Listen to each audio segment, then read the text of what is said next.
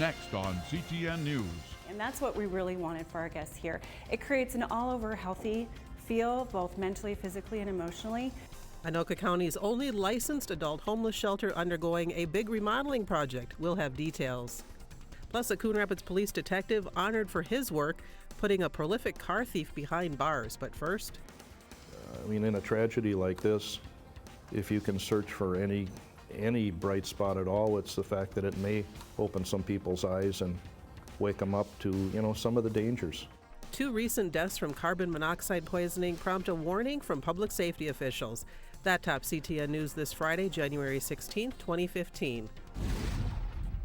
Thank you for joining us. 2 women were found dead in their Lindstrom home on Monday, the victims of carbon monoxide poisoning. The Coon Rapids Fire Marshal says this time of year poses more dangers, but these situations are preventable. CTN's Joe Nelson takes a closer look at how carbon monoxide gets into our homes and what can be done about it.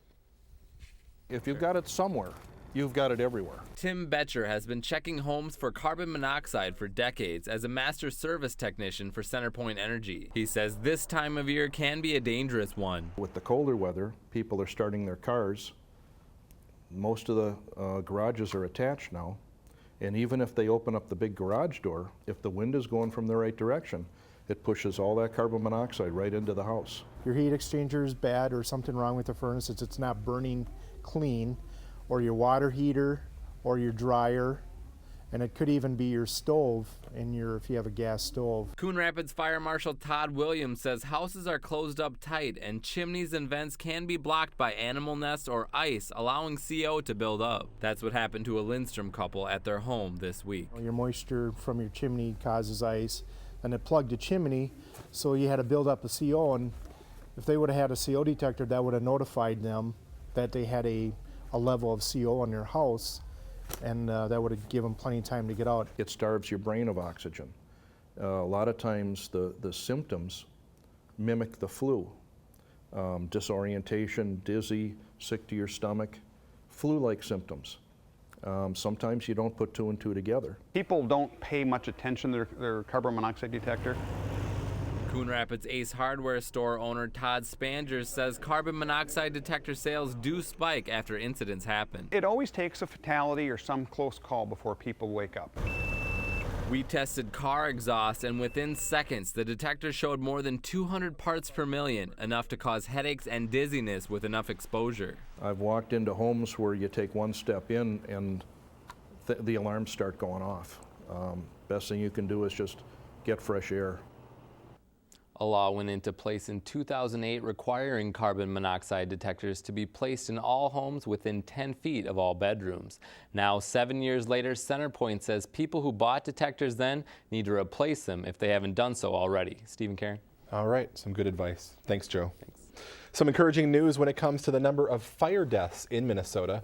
According to data released this week by the State Fire Marshal's Office, 41 people across the state died in fires last year. 3 of those deaths occurred here in Anoka County. The fewest number of fire deaths occurred in 2009 with 35. The record high is 134, which occurred in 1976. In addition to installing smoke and CO alarms, fire officials recommend using flameless candles, never leaving food cooking unattended, and keeping flammable materials at least 3 feet away from a heat source. There's also good news when it comes to the number of traffic fatalities on Minnesota roads. According to data released this week by the Department of Public Safety, 370 people lost their lives in crashes across the state last year. That's the fewest number of traffic fatalities since World War II in 1944. There was also a significant decline in the number of pedestrian deaths. 17 pedestrians were killed last year compared to 35 in 2013. The number of crashes involving motorcycles and bicycles was also down in 2014. A big honor this week for a Coon Rapids police detective. On Thursday, Chad Duxon was named Investigator of the Year by the Tri-County Investigators Association. Duxon helped crack a large car theft ring in the Twin Cities last year, which involved 145 vehicles. The case was solved after the suspect, 50-year-old James Jennings of Blaine, allegedly stole a bait car placed on Highway 10 by Duxon and hooked it up to his flatbed tow truck. Investigators say Jennings used his tow truck to take vehicles from all over the Twin Cities to a scrapyard in Anoka, exchanging the cars for cash. His trial is scheduled to start in April. Local first responders are teaming up with some former North Star players for a good cause. Next Saturday, the Coon Rapids Ice Center will play host to the second annual charity hockey game featuring the former pros along with members of the Coon Rapids Police and Fire Departments and others. The game starts around 5:20 p.m. All the donations raised will go toward purchasing an AED device for the East Bethel Ice Arena. To date, the NHL Alumni Association raised enough funds to purchase 23 AEDs throughout the state. Anoka County's only licensed adult homeless shelter is currently under renovation. It's the largest construction project on site since the doors opened at Stepping Stone's new facility in Anoka in 2012. CTN's Bao Vang shows us what's going on and why the shelter believes it will positively impact the people it serves. The leaders at Stepping Stone Homeless Shelter are making improvements to its facility. A new cafeteria may not sound so exciting to you, but they call it a game changer.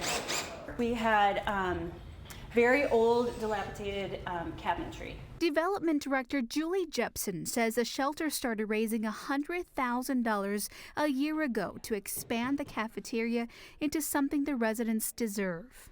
They already aren't feeling safe and secure and worth it. And so giving them the environment to feel better about themselves, and for us to invest this time and energy and money, a lot of money, into our guests makes anybody feel better. 25-year-old Anthony Weiland says his last environment resulted in him being convicted of a felony, then living on the street for 4 years. But the positivity he's seen around here in the last 3 months has changed him. I hated everybody, didn't want to talk to anybody. I just want to be enclosed into myself. Now it's just I interact with everybody every day. Weiland is one of 60 men and women served by the shelter. More than 50 others are on a waiting list. Each year, more than 425 homeless men and women come through these doors. The shelter expects a lot more visitors, too, because of the new cafeteria. Groups who can serve a warm meal and have a moment to chat. To come in and interact with our guests and become really positive influences for our guests that may not already have that positive influence with the community. In Anoka, Bao Vang, CTN News.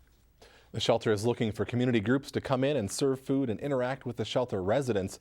For more information, you can check out Stepping Stone's website. For the first time since 2007, the Metropolitan Council is opening its waiting list for Section 8 housing vouchers, and demand is expected to be strong. In fact, officials expect 60,000 people to apply.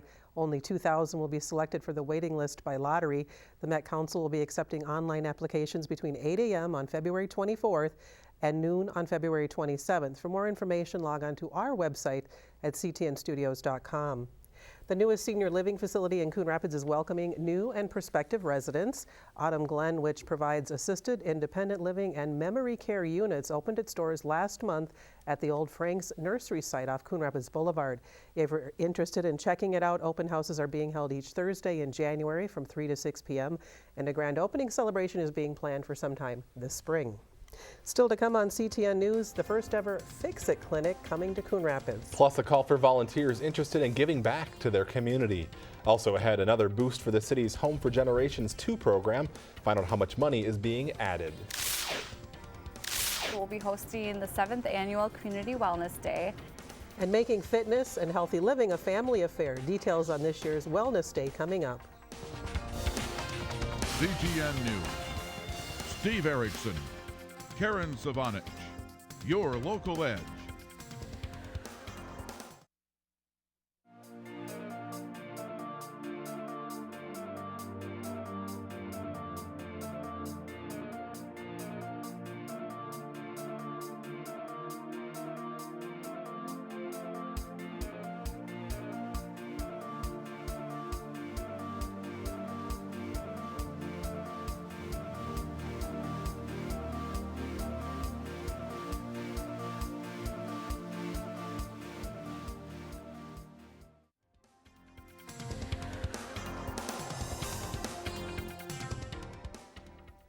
Calling all volunteers. The city is looking for residents interested in serving on various advisory commissions. The city currently has openings on the Arts, Board of Adjustment and Appeals, Parks and Recreation, Planning and Safety Commissions. To find out more about each commission, just log on to the city's website. There you'll also find an application form to fill out. You are asked to rank in order which commissions you want to serve on and provide your work and civic experience and why you want to serve on an advisory commission. More sewer relining work is planned this year in Coon Rapids. Last week, the City Council accepted a proposal for engineering services for the 2015 sanitary sewer lining program, which will cost nearly $1.2 million. Much of the work is planned just west of Hanson Boulevard, north and south of Coon Rapids Boulevard. Lining is done in older areas of town where roots are intruding the clay tile pipe, which was installed in the 60s and 70s. The lining program for the sanitary sewer system began back in 2008. The city's Home for Generations 2 program is getting another boost. Last month, the City Council accepted a $10,000 grant from the Coon Rapids Mortgage Assistance Foundation to underwrite the costs of the architectural design consultations for the program. Homeowners who take on major remodeling projects of at least $35,000 are eligible for grant money and rebates for building permit fees. To date, homeowners have done improvement projects totaling more than $2 million. The flu is showing no signs of letting up here in Minnesota. According to the latest information released by the Minnesota Department of Health, 49 people were hospitalized with the flu this week compared to 62 last week. With students now back in class, there were 6 new influenza outbreaks in schools this week. That news comes as the Centers for Disease Control reports this year's flu vaccine is only 23% effective because it doesn't include the bug that's making most people sick. We'll need some ideas for healthy living in the new year. Later this month, the Anoka School District will host its 7th annual Wellness Day. The event will feature nearly 40 different exhibitors. It's an opportunity for families to learn about healthy resources in their community. This year's Wellness Day is taking place at Jackson Middle School in Champlin, which has the district's only observatory. There will be a presentation going on throughout the day talking about the powers of the sun and how that impacts everyone's health and wellness. We'll also have different demonstrations as far as like fitness demonstrations, workshops on stress management, cooking. Wellness Day takes place on Saturday, January 24th from 9 a.m. to 1 p.m. again at Jackson Middle School in Champlin. In addition to activities and demonstrations, there will also be seminars and health screenings. For more information, log on to discovercommunityed.com. For the first time ever, a Fix-It clinic is coming to Coon Rapids. The event, which is sponsored by the Coon Rapids Sustainability Commission, will take place on Saturday, January 31st. Runs from 10 a.m. to 1 p.m. in the Civic Center. Volunteers will help disassemble, troubleshoot, and repair your broken items. If you have skills in soldering, electrical repair, or other skills, volunteers are still needed. Call 763-767-6485 to volunteer or for more information. There's quite the variety at the weekend box office with 3 new movies making their debut. Howie Shapiro has a preview in this week's Now Showing. Stranger danger. Keep your eyes down. There's some sort of bear. Hello. Hello there. Mary. This young bear needs our help, Henry. It's just for one night. Do bears even have names? My name is... Paddington. A young bear travels to London. Finding himself lost and alone at Paddington Station, he meets a family who offers him a home. Relax, it's not that bad. Wind, hot wind, 2 hot winds. Well, I hope I don't look weird. What exactly do you do? Welcome to the Best Man, Inc. I provide best man services for guys like yourself who lack in such areas. The Wedding Ringer. A shy young groom needs to impress his in-laws, so he turns to a best man for hire to help him out. What are you feeding him? What are you talking about? I'm onto you. He wasn't like that until you showed up. That's the Doug that I know. What do we know about this guy? He's a convicted hacker serving 15 years. MIT. Genius coder. I want you to commute my sentence for identification and the apprehension of the guy you're after. Those are the terms. Black Hat, an ex-con and his partners hunt a high-level cybercrime network across the globe. I can target anyone. Anything. Anywhere. I'm Howie Shapiro, and that's what's showing. All right. Thank you, Howie. Really, this week, something for everybody. There you go. Well, we told you about that charity hockey game earlier in the show. That is one of the events that kicks off Snowflake Days on January 24th, so a week from now. We'll have more details here next week and also on CTN Channel 14. And just a reminder, those CO detector sensors do wear out, and that's why it's so important to change your units. Have a great weekend.